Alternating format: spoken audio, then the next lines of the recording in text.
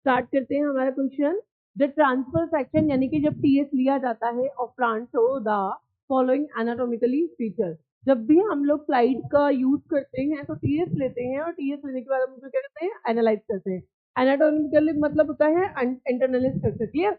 अब यहाँ पे क्या कर रहा है, नंबर ए क्या क्या हमने एनालाइज किया।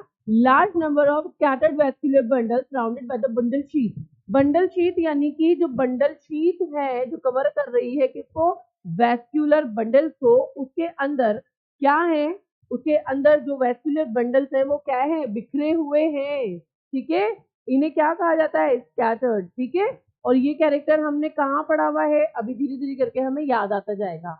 उसके बाद में यस हम इससे सेटिस्फाई हो गए, आगे हम बढ़ते हैं।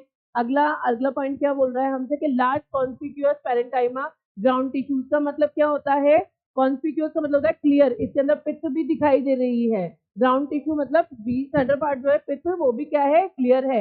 वैस्कुलर बंडल कॉन्जॉइंट है और क्लोज है। देखो यहां से आंसर पकड़ना है हमें, क्लोज।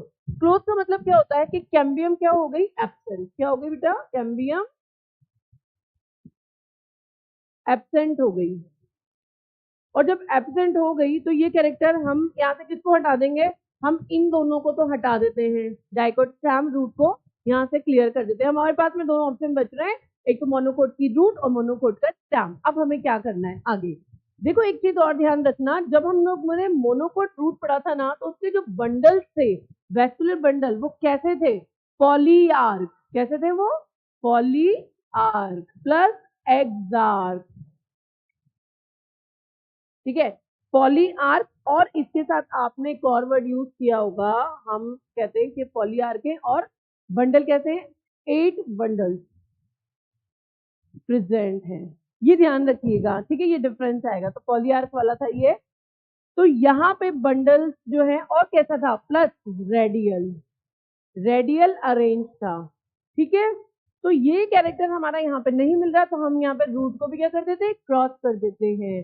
फ्लोएम पैरेंकाइमा भी एब्सेंट हो गई, तो सारे कैरेक्टर किसके फेवर में जा रहे हैं, मोनोकोट स्टैम के फेवर में जा रहे हैं। मैंने आपको वेरिएशन बता दिया। पहली चीज, क्लोज होते ही हमें फिर कंफ्यूजन होगा कि भाई स्टैम है या रूट है। क्लोज होने पर हमें वैस्कुलर बंडल के अरेंजमेंट को आइडेंटिफाई करना है, वैस्कुलर बंडल के अरेंजमेंट को जब आइडेंटिफाई करते हैं तो रूट और स्टैम मोनोकोट की दोनों में डिफरेंस देखने को मिलता है। ठीक है, पॉलीआर्क नेचर हम करते हैं जिसमें जाइलम्स होता है, नंबर ज्यादा होते हैं, 8 होते हैं। क्लियर, तो राइट आंसर क्या जा रहा है हमारा, डी।